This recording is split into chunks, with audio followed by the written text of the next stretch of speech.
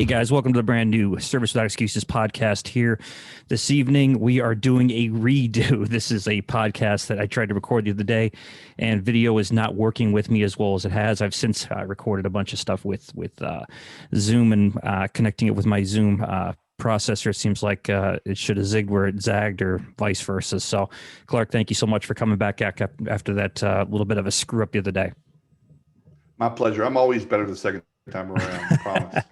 Me too. Usually I'm a little better prepared. There's no question about that. So I'm going to give a little quick introduction from my standpoint. Klark is an industry advisor. It's a restoration advisor, says his company, and he works with restoration contractors of pretty much all sizes, from small to large companies. Klark has a pretty diverse background in the industry. He's been at it a long, long time, longer than probably either one of us even want to talk about. And we're going to get into that a little more. But Klark, explain to my audience a little bit more about you. Just you said it. I was a restoration professional for close to 20 years. Worked primarily on a lot of big commercial large losses with companies that's all they focused on. And I retired from that segment of the industry around 2015. I was living in hotels. I was travel. Storms were constant, and the company I was with just kept growing. So I was traveling all the time, nationally, internationally, and it was just kind of not a great family life. So I said, how do I pivot? So I always felt a real desire to help people. I come from a village mentality, a mentorship, and people had always called for just give me some advice or let me bounce something off of you. That's usually the language. Let me run something by you. So I said, how do I pivot? And I said, well, I seem to be able to be trusted to give advice. I've owned several businesses of my own, inside of restoration and out. And I retired from large loss and travel and project directors and management and estimating and stuff, and logistics. And I came over and started my own firm. And I said, my target audience, my avatar are going to be small to medium large companies that just don't have processes and systems. They know how to dry, they know how to clean, they know how to do the work that's needed for their customers, but talking about the sustaining principles of keeping a business open and growing to the company they dream of. So that's where I try to fill the gap. And the funny part of it is, and we're going to say this live, most people that I work with, and I'm sure you can relate, Robert, they already dynamically know what they need to be done. It's in the wrong sequence, and they need to be reminded. So sometimes it's just accountability coaching, and there's nothing wrong with that. Sometimes we just get so wrapped up in everything's in our industry, and you forget the principles. But I've helped some people build some really, and I'm still in the middle of it. I'm still learning too. I've helped some people build some really interesting, dynamic companies, and especially this evolving environment. That's the biggest thing, is digital has become the big thing. It doesn't matter what you used to do. How do you get the phone to ring now, and how do you hire people of today's generation? So that's kind of what I do. Then secondly, Rob, you can find me doing all kinds of things for this industry that aren't necessarily my job. I'm part of the APA, the American Policyholder Association, which is a nonprofit for bad faith and fraud for insurance carriers. I'm involved with Large Loss Mastery, which we teach courses. I love teaching around the country, meeting people. And then I'm the founder of a group called the Alliance of Independent Restorers, which is a community of vetted restoration professionals that are looking to raise the tide of our industry, because they know all boats will go up with it. So we've got a really great group of close to 300 members around the country in wow. Canada and Australia. So I just kind of got my hands on a lot of things, but it all circles the restoration industry, so that I always know what's going on. So I have a lot of answers when people need some help. That's awesome. I know you're you give as much as you give, for no doubt. You help a lot of companies and advise people trying to get into that. And congratulations on your podcast, man. I listened to it, and I'm going to make sure to link on the site. It's good. It's really good, man. I have the attention span of a snail. I make our president look like probably he has a longer attention span than me. He's pretty bad, but I quite possibly might be worse. I have to do 5 things at the same time in order to make it tangible. So that's my Achilles heel, so to speak. Klark, where do you feel the restoration industry is right now? I was in it for 20 plus years. We'll leave it at that. And now I'm doing something a little bit different, still on the cleaning side of it, but more on a different scale. And I still talk to a lot of restorers. Again, we have a good common friend of ours, one that's right here in the area, and he does it right. And one of the things that I really respect about, I'll say his name, Sean is, this is the standard and the way to do it, and it can be justified, and he's not worried about, how, certain people in the insurance industry kind of box him into something. He has an open mind, and he backs it up with a lot of proof and science. He's worked with different big technical advisors when it comes to coming in and teaching his staff how to do things correctly. Prime example of doing it right, I guess, so to speak. Where do you feel our industry is right now in comparison to what it maybe has been in the past? I'm actually very enthused with where we are. Some people might have difference of opinions, and it depends on where on the tree they sit. But sitting at a pretty high level, I'm watching. We're talking about Sean with the All States, and again, Right. prototypical of he's a leader, but he knows that to be a leader, you've got to be a follower and a student. So every time I teach a course, I usually can look out in the audience and see Sean.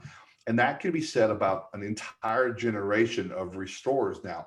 And when I talk about generation of restorers, I don't mean just the ones that are just now emerging. Some that have been in the business 10, 12 years that realize that the way we used to do things aren't the way anymore. I could talk forever about the way we used to approach safety in restoration or the standards. We've always had the S500 and F520, but our industry used to be more driven by what the insurance company said they will pay for it. But we've kind of connected a lot of people in this industry and then realized, wait a minute, we actually need to uphold the professionalism to do the right thing for the job. And that doesn't always directly align with what the insurance wants to pay, but it's still the right thing to do. It's still the person that I need to leave a 5-star review. So I'm enthused to see a hunger, a passion, and enthusiasm from a lot of people like Sean and you, and the ways that, it inspires me to do more. But I'm finding a lot of people are like, this is an industry where we can make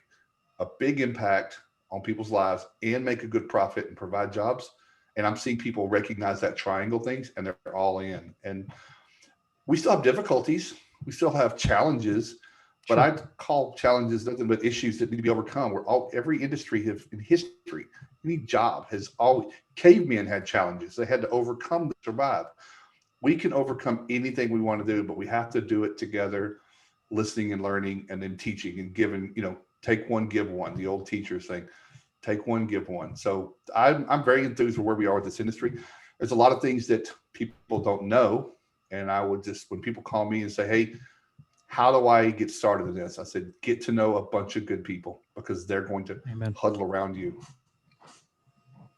Yeah. That's. Oh, I'm sorry. So one of the things that's it. That one of the things I definitely run into, and I've explained this to people I've worked with in the past. You ever drive down the highway and you've got 2-3 lanes? You've got a passing lane. New Jersey, we got where the concrete, state, so to speak. They call it the Garden State. It's more like the concrete state, or some people would call it many other things. But we have, let's say you have 3 lanes, and you've got a lane to the right, middle lane, and left lane. And it always amazes me, and this is a business analogy of how many people will be behind one car driving at 45 miles an hour on the parkway. We got them called parkways versus expressways here out in Texas and stuff. They're more expressways, but they'll be more than happy to stand behind that car doing 45 miles an hour, thinking that's the fastest they can go. And there's a whole line of people. So you get up behind them, and you're like me. You want to get things done. You want to be as efficient as possible, make the most sense, most common sense for your business or for somebody you're working with. But it never ceases to amaze me the amount of people that just sit in that line. Never, and they got 2 lanes they can pass on, but they don't do it. They just stay.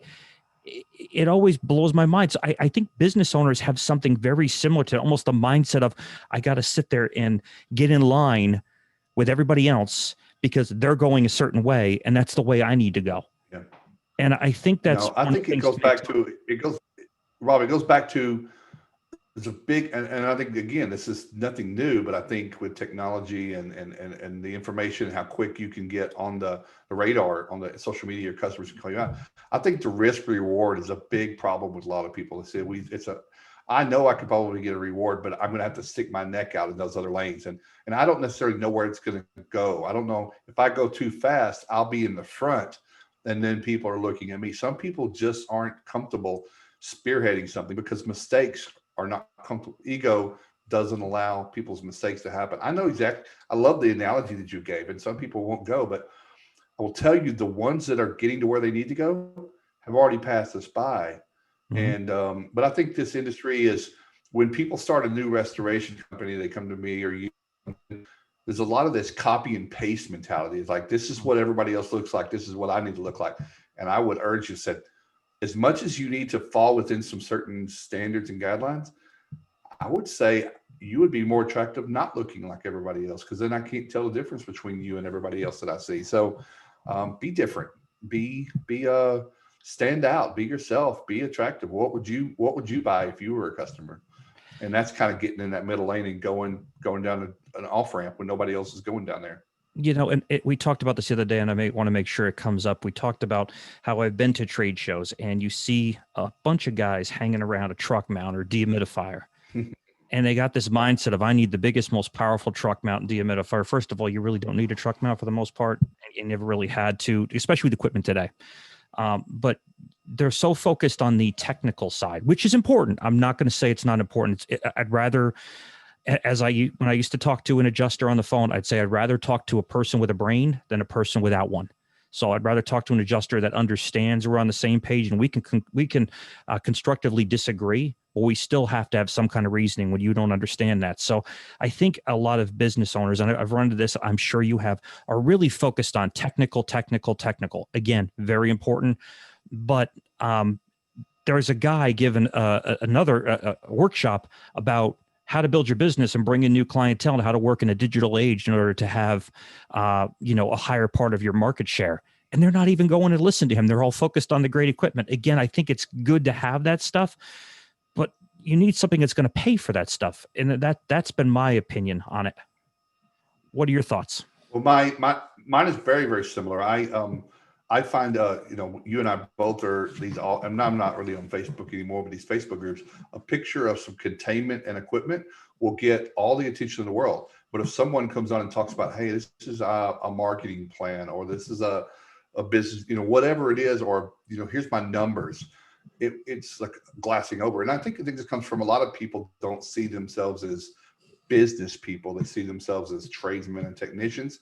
And there's a pride to that, which I love because these guys do some amazing work. But I'm with you that I think we still go back. We can't discount the fact that this industry used to be really, really run by insurance and programs. And a lot of work used to come to restorers without much marketing, if you will. And now that we're in a world where, number one, that's not an incredible way to make profits anymore. But the way we used to go knock on agent stores, it doesn't work anymore. So now there's digital and Facebook, and that's for my age person who never done it. That's a daunting. It seems like it's not something we would do. But I think it's a little they shy away. But I'm the same way. When I'm trying to prep a class to teach somewhere, I have to put in a piece of technical something just to get the bait on the hook for people to show up. So they still want their gadgets and their infrareds and things like that. So I get it. We're an industry driven by technology right now. There's a lot of new technology coming out, and some people that's their differentiator. I use infrareds, or I'm using Matterports, and they just look at themselves as craftsmen and tradesmen. But it's a different world now. But yeah, for you and I, where we're trying to keep them open, because we get the calls from people who say, I'm just having a hard time staying open.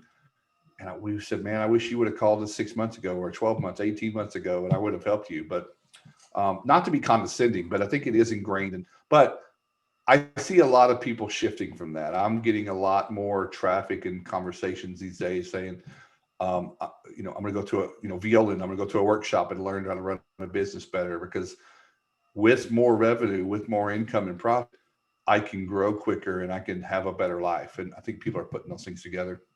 Yeah, And outsourcing. And there's a lot of outsourcing of digital marketing now. I think that has blossomed over the last 5 years. There's a lot of agencies where it's become affordable to outsource that. So instead of worrying about how am I going to manage an Instagram and LinkedIn and all this stuff, they can now put that on somewhere, delegate it, which they should be, and then put their time into more higher level things for their company and just work on strategy with that. And you just said the keyword outsourcing. You always do what you're really good at. Somebody says, I got a $10 million a year company in the restoration field and calls me up.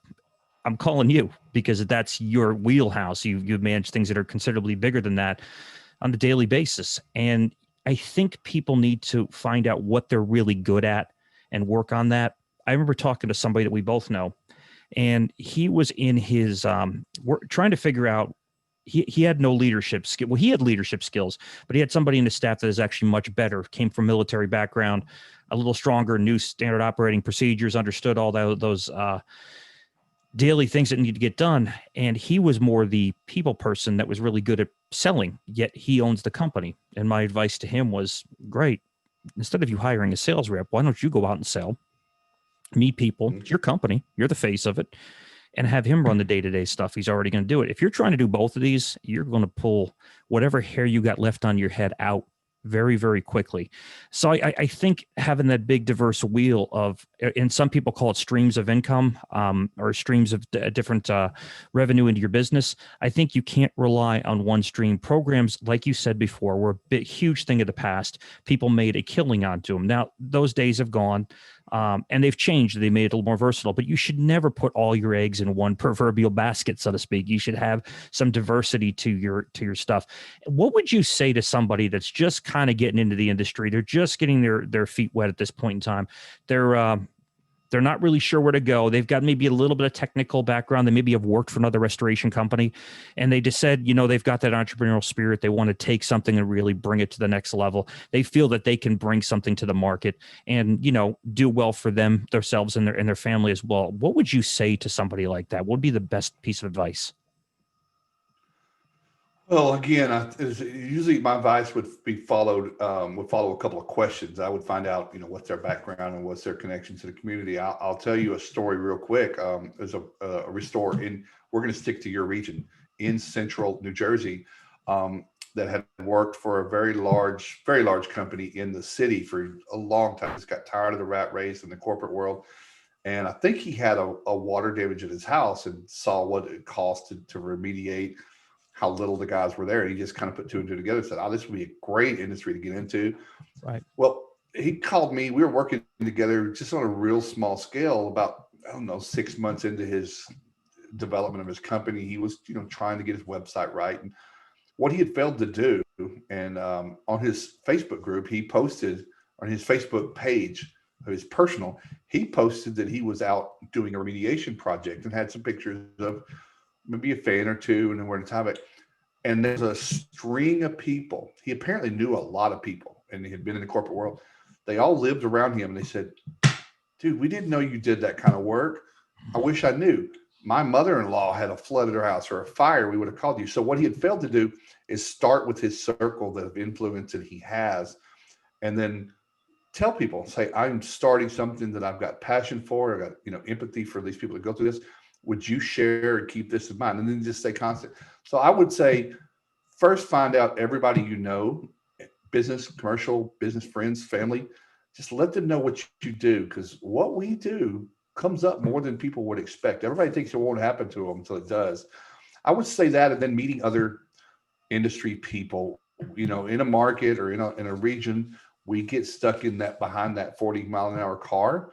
We need other people that are moving faster in other places, because our market may not be moving fast, but there might be somebody over in Phoenix that's doing incredible things with minimal changes. And it's good to know those people. So go into some industry events and humbling yourself like Sean does, and just saying, I have to learn. And if it means I got to pack up and come out to your operation for a week, I know people that have done that and come back and said, I am full of energy and I've got a clear vision now, because I would not have done it that way, but I'm seeing the success they're having. So those are my things. I would say everyone should know what you do. And often that's your first marketing before you pay for ads. Go with the free ones, and then get a circle of people around you, that some that are in the same position, same stage and same age, and some that are gurus that just love pouring back into younger businesses because they remember when they were in that place, and that's what I would do. That's excellent. That's excellent. I mean, it just, again, understanding that dynamic of if they call it the blind spots, the spots none of us see, that channel vision. We talked about that last week when we were on here. You don't know what you don't know. And everybody needs, and this is kind of a segue into this. Everybody needs a coach, a mentor, in my opinion, to be successful. Everybody, not there's nobody on the planet. Michael Jordan needed a coach. Kobe Bryant needed a coach. Every football player that I know, everybody that's been successful has had somebody in their life, whether that's a mentor or that's a coach that's helped them get there. The good ones have been worth. The investment has been so small comparison to what the return is by not just financials, but your time, your life with your family, the efficiency of your business, knowing that you have a business that doesn't require you to be there all the time to handle every single situation, because it's all on you. And again, at the end of the day, it is all on you, but you should have things in place to make that happen. And I think having somebody that has the experience, keyword experience, to guide you and mentor you in a way that will get you out of those blind spots, I think is very, very important. And I think people don't look at it and go, okay, it's something I got to spend money on. Well, it's some of the cheapest money you'll ever buy if you're going to go that route. Some of the, I tell people, good education, Rob, is infinite. If you get good content, good education, and you apply it, it can feed you for the next 20, 30, 40 years. So how do you measure that ROI? It right. dwarfs whatever it costs you to get it. So I when people say, how much do you cost? And I really kind of laugh and I say, what's it cost if we don't do anything? What's that going to cost? And that's usually it's a pretty good way to look at it. But yeah, no, I didn't mean to interrupt, but I'm with you. None of us doing what we're doing now would have happened if we didn't have some type of coaching. We can watch YouTube videos and learn how to run a business, but it will not be the right business. And it's cookie cutter. And some people, and you're less like everybody else. You're 40 miles an hour on the freeway. But lastly, I would say on that topic, and we can go back to it. But I was going to say something. So when people say, "Oh, it gets fairly lonely too, doesn't it? Running a business, especially the startup. It's your spouse is supportive, but she doesn't get it, or he. Right. Your peers have gone through it, but they don't really want to talk about it, and they aren't there anymore, and they're now focused on their current issues. Sometimes it's just a coach and a consultant should never try to be just a cheerleader, but they should be decent at being a cheerleader, just getting energy in. My podcast this week was my energy was up. When my energy is up and I'm getting wins, everything after it was a win. And it was just like, how do you not, it's an aphrodisiac. How do you just keep this going? And surrounding yourself with people, including a coach, might be a mentor, might be a business partner, but somebody has to pick you up when you're down and tell you, dust off. I've been there and you won't remember this in a month. So let's just keep going. And that's enough for a lot of people. What is it? Thomas Jefferson, I think, said, "This too soon shall pass." And when you get in that frustration zone, that big, that ball, and we all have it. I mean, even people experience. I had a problem with one of our trucks yesterday, and it was like, how did this happen? But I mean, after years, you know how it happened, and I assumed much worse than what it was, because of sometimes all that experience and all that time can jade you, because you become old dogs, new tricks. You become that whole, well, I know that this is what must be the problem because logically to me, this is the problem. And then you go to somebody that knows half as much as you do, if they're lucky, and they can point out something to you. Nope. Did you happen to do this? No. Wait a minute. Yeah, maybe. Well, let's get in here. And a problem that looked like it was a $2,000 problem was a $200 problem. Yeah. An honest advisor is just like that mechanic that can look at it and go, no, you just assumed the worst. Yeah. Rob, would you agree that a lot of people are afraid paralysis analysis is real? The idea of any mistake at all, regardless of the scale, frightens some people because we live in a world, especially with social media and expectation, is it's always going to be a perfect day. And anything that doesn't look like that, people don't want others to see it. But I will tell people right now, be excited about small mistakes, because they are really just opportunities to get them out of the way, correct them, course correct, and hopefully never happen again. And if I can get them out early instead of when they're big issues, like you're talking about, when you're a small company, the pains hurt less, other than the emotional pain, but they don't cost tens of thousands. They just cost hundreds or $1,000. So I tell people, somehow embrace mistakes and be okay with them. And it's a mindset, and mindset is really important. Strength, I've read a lot of books on mental fortitude, is something that's in common with all of the greats. I mean, pushing past that fear, those doubts. I'm not a motivational speaker, but I have no problem trying to motivate someone or inspire. But you have to push past and do things that other people won't do. But making mistakes is one of them. And I know people say, but if I do this, I might get sued one day. Well, you can't live your life worrying about a small thing getting you to court. Somebody can sue you for anything, but that's You're not a going to reason get sued. you're going to get sued. Yeah. And it doesn't mean that you did anything wrong. This people could sue you for anything. Doesn't mean they'll win, and it's going to cost you money. But you can't completely erase the risk of that. Period. No, and trying to, you'll drive yourself crazy. It becomes that stumbling block. And I was thinking as you're talking that famous saying, "If you think you can or can't, you're right." Henry Ford. Yep. Whether you think you can or you can't, you're right. You're right. And that's the truth. If you've convinced yourself that I cannot do something, it's a small example. I started doing this podcast about a year ago, and I had done 100 mini micro lessons that did well. And then I started going and I just got busy. And I'm like, pardon my French, you asshole. Why would you let that go? You enjoy this. You enjoy talking to people. Yeah. This isn't just what you went to school for. This is what you do. You like talking to people, like interaction with people. You have the natural ability just to put something together and make it interesting and to cut down on the time. And again, I take it every time I put something out or talk about something, I put it with the short attention span in mind, like myself, because even though I'm not writing it for myself, I'm treating it like, okay, this guy whoever's going to listen to this podcast is not going to listen to it. So the real content's there. And I think you try to be laser focused on, and sometimes it's hard, be laser focused on a particular thing you're trying to get across the time and not trying to hit everything all at once. Clark, I don't mean to cut you short. I know we're wrapping up on close to 30 minutes here, so I won't hold you up anymore.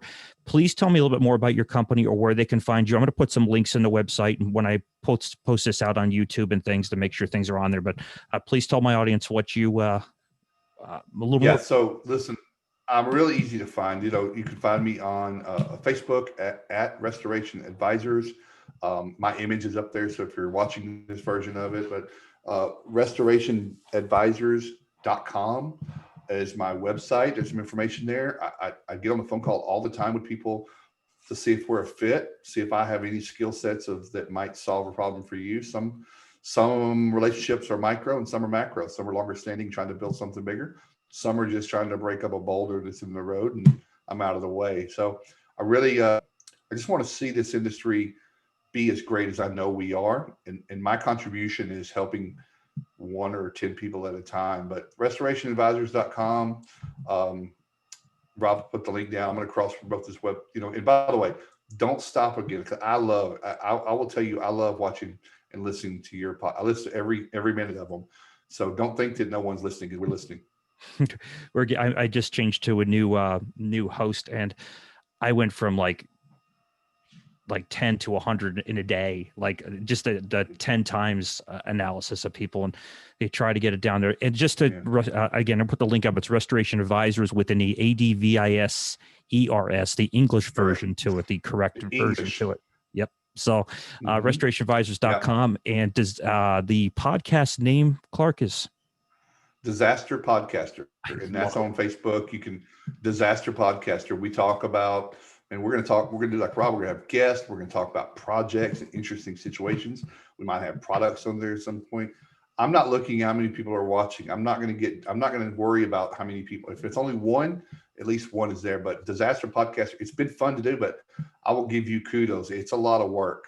And I'm trying to with a script and without a script, and I'm just going to go all natural. I am not professional, and I think that we're talking to an audience that just wants authentic. So Mine's not G rated. I may slip up and say something pretty out there, and hate your luck. But Disaster Podcaster is real fun. Jump on that one. Go to the Facebook page if you've got a topic you want to talk about. If you want to be a guest, I mean, if you like the flow of it, you're like, hey, I got some stories. I'm looking for guests right now. So there's tons of good war stories. What I love, Rob, is we can do anything we want to do. This is our world. The only limit we have are the ones we put ourselves under. So I'm just doing everything and anything I want. And what sticks, and people like or don't like, I'll bob and weave with it. But having me on here, thank you for a second shot, because I really wanted to be on your show. Oh, appreciate it. Again, thank you for your patience. And again, reach out to Klark. I'm going to put this on Buzzsprout and send it out to everybody, and it'll be on Facebook. It'll be on our mastermind group. You'll catch it on all the podcasts. I just found out that I am on about 10 more new venues. So I'm getting people in Hungary and Germany and other places. So I never realized that this would go that far out, but pretty cool. So Klark, thank you again, my friend. We'll talk soon. Happy New Year. You too, brother.